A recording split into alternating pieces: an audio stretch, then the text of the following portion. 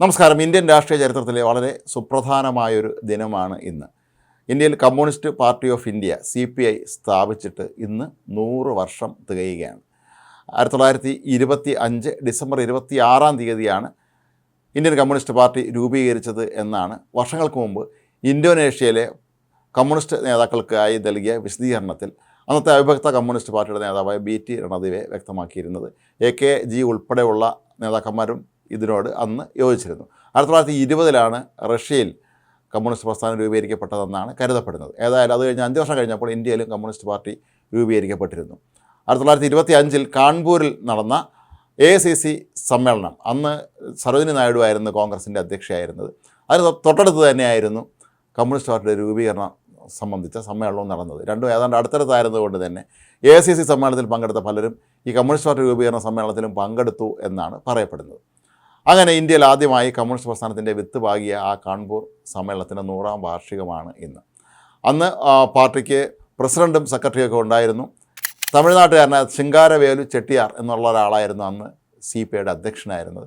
SV Khate എന്നൊരു നേതാവായിരുന്നു ആദ്യത്തെ കമ്മ്യൂണിസ്റ്റ് പാർട്ടി ഓഫ് ഇന്ത്യയുടെ ഇന്ത്യൻ കമ്മ്യൂണിസ്റ്റ് പാർട്ടിയുടെ സെക്രട്ടറി ആയിരുന്നു. പിന്നീട് ഇത് ദേശീയ തലത്തിൽ പ്രസിഡന്റ് സ്ഥാനം മാറി സെക്രട്ടറി മാത്രമായി മാറി.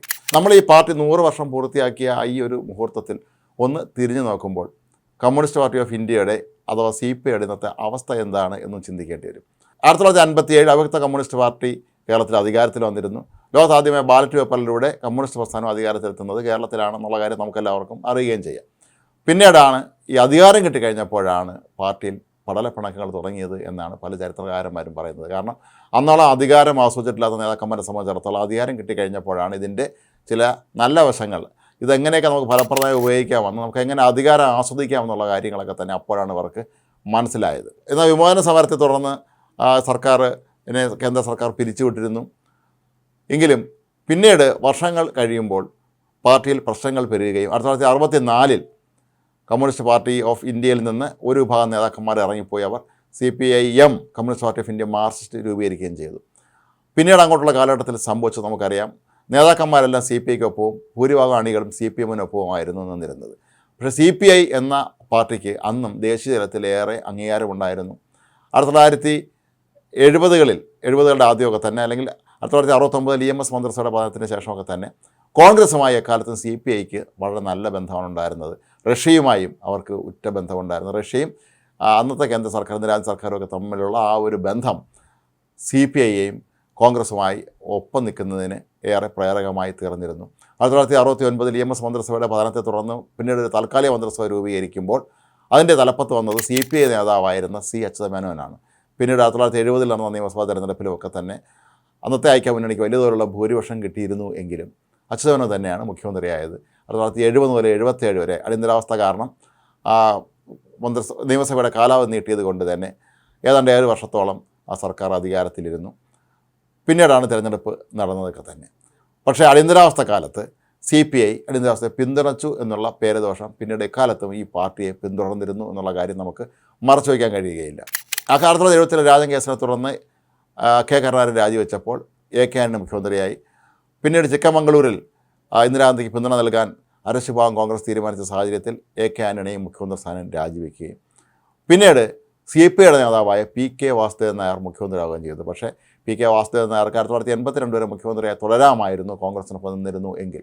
പക്ഷേ പിന്നീട് സംഭവിച്ചത് ഇടതുപക്ഷത്തേക്ക് വീണ്ടും പോവുകയാണ് എന്നുള്ളൊരു തീരുമാനത്തിലേക്ക് CPI എത്തുകയും അങ്ങനെ 1979 PKക്ക് 1 വർഷം പോലും പൂർത്തിയാക്കുന്നതിന് മുമ്പ് തന്നെ തൊട്ട് മുമ്പ് അദ്ദേഹത്തിന് രാജിവെക്കേണ്ടി വന്നു. പിന്നീട് നമുക്കിങ്ങോട്ട് CPIയുടെ ചരിത്രം തിരിഞ്ഞു നോക്കുമ്പോൾ മനസ്സിലാക്കാൻ കഴിയുന്നത് ധൃതരാഷ്ട്രാലിംഗനത്തിൽപ്പെട്ട ഒരു മനുഷ്യൻ്റെ അവസ്ഥയാണ്. കാരണം CPM ഈ പാർട്ടിയെ മുച്ചൂടും ഒടിക്കുന്ന രീതിയിൽ, അല്ലെങ്കിൽ വല്ലാതെ അവരുടെ ആലിംഗനത്തിൽപ്പെട്ട് ഒന്നുമല്ലാതായി മാറുന്ന കാഴ്ചയാണ് നമ്മൾ കാണുന്നത്. പിന്നീട് ഒരിക്കലും അവർക്ക് മുഖ്യമന്ത്രി പദം കിട്ടിയിട്ടില്ല.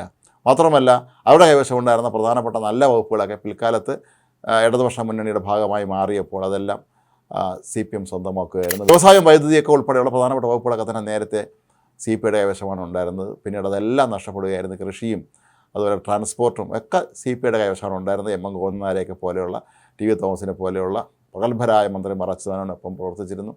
ഇതൊക്കെ തന്നെ പിന്നീട് ഒന്നുമല്ലാത്തൊരവസ്ഥയിലേക്ക് ഈ പാർട്ടി നിന്ന് എത്തുന്ന സ്ഥിതിയിലായി. ഇപ്പോൾ ശരിക്കും പറഞ്ഞാൽ CPM നൽകുന്ന കാരുണ്യത്തിൽ ജീവിക്കുന്ന ഒരു പാർട്ടി എന്ന നിലയിലേക്ക് പോലും ഈ പാർട്ടി അധപ്പതിച്ച് പോയോ എന്ന് നമ്മൾ സ്വാഭാവികമായി സംശയിക്കേണ്ടി വരും.